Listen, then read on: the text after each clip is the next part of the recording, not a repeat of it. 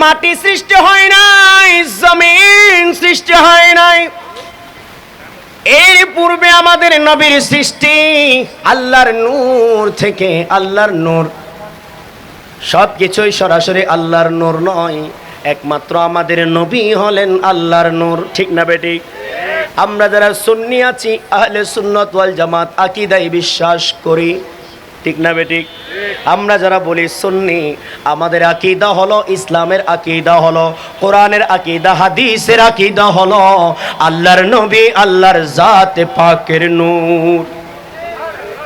সুবহানাল্লাহ বলেন। কোনো সন্দেহ আছে? তো বলছিলাম সবার আগে আল্লাহর নবীর সৃষ্টি হয়েছে, যখন কোনো কিছুই সৃষ্টি হয় নাই। কেন জুমার দিন মর্যাদাপূর্ণ দিন, ঈদুল ফিতর, ঈদুল আজহা থেকে দামি দিন? কারণ হলো হযরত আদম আলাইহিস সালামের জুমার দিনে সৃষ্টি হয়েছে। এবং দ্বিতীয় নম্বর কারণ হলো হযরত আদম আলাইহিস সালামকে দুনিয়াতে এই দিনে পাঠিয়েছেন। সুবহানাল্লাহ। ঠিক না বেঠিক? হযরত আদম আলাইহিস সালামকে দুনিয়াতে কোন দিনে পাঠিয়েছেন? কোন দিন? কোন দিন? জোরে বলেন, কোন দিনে? সবাই মুখস্থ বলেন, কোন দিনে? আদম আলাইহিস সালাম দুনিয়ার সৃষ্টি হয়েছেন জুমার দিন, দুনিয়াতে আদম আলাইহিস সালামকে পাঠিয়েছেন জুমার দিন। এই জন্য আরো 3টা কারণ আছে, এই 3টা কারণ সহ 5টা কারণে এই জুমার দিনটা ঈদুল ফিতর, ঈদুল আজহা থেকেও দামি। সুবহানাল্লাহ বলবেন। ঈদুল ফিতর, ঈদুল আজহা থেকে দামি। কোন দিন? জুমার দিন। কিভাবে প্রমাণিত? হাদিস শরীফ দ্বারা প্রমাণিত। ঠিক না বেঠিক? বুঝতে হবে। এবার আসুন, জুমার দিন যদি আদম আলাইহিস সালাম দুনিয়াতে আসার কারণে আল্লাহর কাছে ঈদুল ফিতর, ঈদুল আজহা থেকে দামি হয়, আর আদম আলাইহিস সালাম যার গোলাম উম্মত, অর্থাৎ আদম আলাইহিস সালামের নবী, আমাদের নবী, আমাদের নবী শুধু আদম আলাইহিস সালামের নবী নয়, সকল নবীদের নবী, সকল রাসূলদের রাসূল, বলা হয় সাইয়্যিদুল মুরসালিন, ইমামুল আম্বিয়া। ঠিক না বেঠিক? আরে জোরে বলুন ঠিক কিনা? আদম আলাইহিস সালাম দুনিয়াতে আসার কারণে জুমার দিন যদি সর্বোচ্চ দামি দিন হয়, আর আদম আলাইহিস সালামের নবী, আমাদের নবী দুনিয়াতে আসার কারণে এই দিনটা ওই জুমার দিন থেকে নয়, শুধু আল্লাহর দুনিয়াতে যত মর্যাদাপূর্ণ দিন এবং রাত আছে সব কিছু থেকে দামি। জোরে বলেন না সুবহানাল্লাহ। আরো জোরে বলেন সুবহানাল্লাহ। প্রিয় নবীর দুনিয়াতে আগমন, এই সময়টা সকল রাত এবং দিন থেকে দামি। এটাও আমি প্রমাণ করব। আমার সামনে আছে তাফসীরে রুহুল মাআনি। এই তাফসীরের নাম কি? তাফসীরে রুহুল মাআনি। কোরআনে পাকের তাফসীর আরবি ভাষায় 30 খণ্ড আছে, 2 খণ্ড করে আমার কাছে 15 খণ্ড আছে। দেখেন তাফসীরে রুহুল মাআনি পুরোটা আরবি। এখানেই স্পষ্ট করে একটা বর্ণনা পাওয়া যায়। তাফসীরে রুহুল মাআনির 29-30 নম্বর পারা।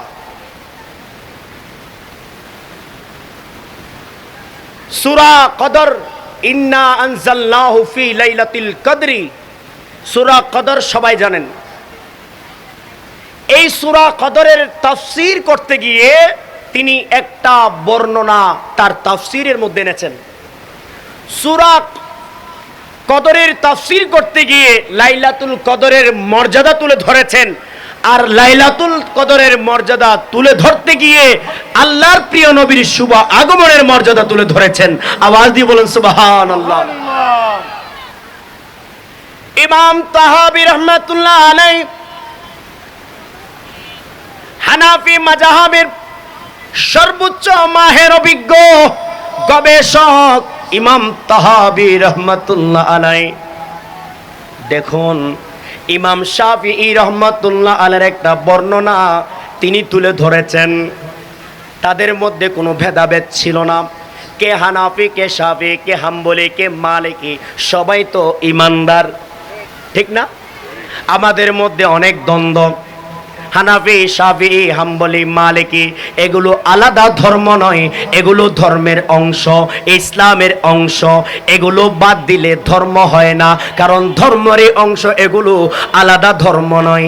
এজন্য আমাদের মধ্যে অনেকে দেখা যায় হানাফি, শাফিঈ, হাম্বলি, মালিকি এই বিষয়গুলো নিয়ে মানুষের মধ্যে বিভ্রান্ত করে।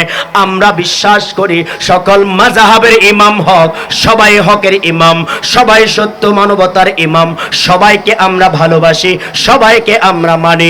আওয়াজ দিয়ে বলুন সুবহানাল্লাহ। ঠিক কিনা? ইমাম তাহাবী রাহমাতুল্লাহ আলাইহি তিনি আদ-দুররুল মুখতারের হাসিয়ায় বর্ণনা করেছেন ইমাম শাফিঈ রাহমাতুল্লাহ আলাইহি অনুসারীদের একটা বক্তব্য। এই বক্তব্য বলা হচ্ছে আল্লাহর প্রিয় নবীর দুনিয়াতে আগমনের যেই রাত, যেই সময়, আসলে রাত বলাটাও যাচ্ছে না। প্রিয় নবী তো সুবহে সাদিকের সময় আসছে, 9 রাত 9 দিন। দিন বলতে পারবে না পুরাটা আমি পেয়েছি, রাত বলতে পারবে না পুরাটা আমি পেয়েছি। আল্লাহ দিন রাত একচেটিয়া কাউকে খুশি করে নাই, দুইটাকে খুশি করেছেন। রাত দিন দুজনই বলতে পারবে আমরা প্রিয় নবীকে পেয়েছি। আওয়াজ দিয়ে বলুন সুবহানাল্লাহ। এই সুবহে সাদিক এমন একটা সময়, 9 রাত 9 দিন। বর্ণনায় বলা হচ্ছে প্রিয় নবীর শুভাগমন, ইন্না আফদালাল লায়ালি লাইলাতা মাউলিদিহি সাল্লাল্লাহু তাআলা আলাইহি ওয়াসাল্লাম। বলছেন প্রিয় নবীর আগমনের এই রাত হলো সবচেয়ে মর্যাদাপূর্ণ রাত। সুবহানাল্লাহ।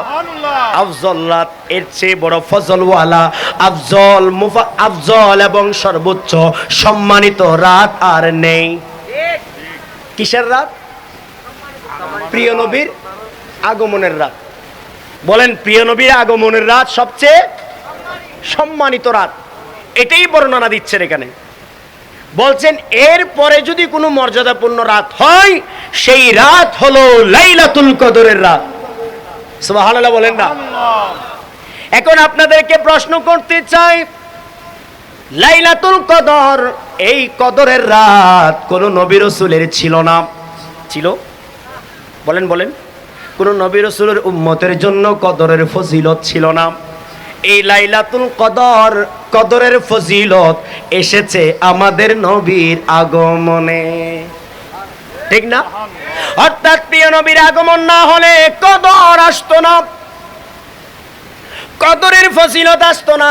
সহজ কথা হলো আল্লাহর নবীর দুনিয়াতে আগমনের পরে কোন মর্যাদাপূর্ণ রাত থাকলে সেই রাত হলো লাইলাতুল, সবাই বলেন লাইলাতুল। এরপরে কোন রাতের ফজিলত? এরপরে বলা হচ্ছে সুম্মা লাইলাতুল ইসরা ওয়াল মিরাজ। এরপরে হলো লাইলাতুল মেরাজ। বলেন না আপনারা? লাইলাতুল মেরাজ উদযাপন করেন কিনা? কারা কারা করেন হাত তুলে বলেন। অনেকে তো করে না, মসজিদে তালা মারা থাকে। জোরে বলেন নাউজুবিল্লাহ। যারা দুর্ভাগ্য আর কি, ঠিক না? কারণ এই লাইলাতুল মেরাজে অসীম দান আছে। সবচেয়ে বড় বিষয় হলো এই লাইলাতুল মেরাজে, সবে মেরাজে, মেরাজ শরীফের এই রাতে আল্লাহর সাথে প্রিয় নবীর প্রত্যক্ষ মিলন হয়েছে। আওয়াজ দিয়ে বলুন সুবহানাল্লাহ। প্রত্যক্ষ সাক্ষাৎ, দর্শন, মিলন হয়েছে, নূরে নূরে মিলন। মা যাগাল বাসারু ওয়া মা তাগা। আল্লাহর নবী আল্লাহকে দেখেছেন অপলক নয়নে, একটু পলক পড়ে নাই, অপলক নয়নে দেখেছে এই মেরাজের রাত্রে। সেজন্য এই মেরাজের রাতের অসীম মর্যাদা রয়েছে।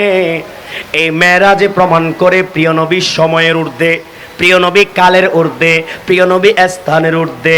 নবী রাসূলের জন্য সময় লাগে না, ঠিক না?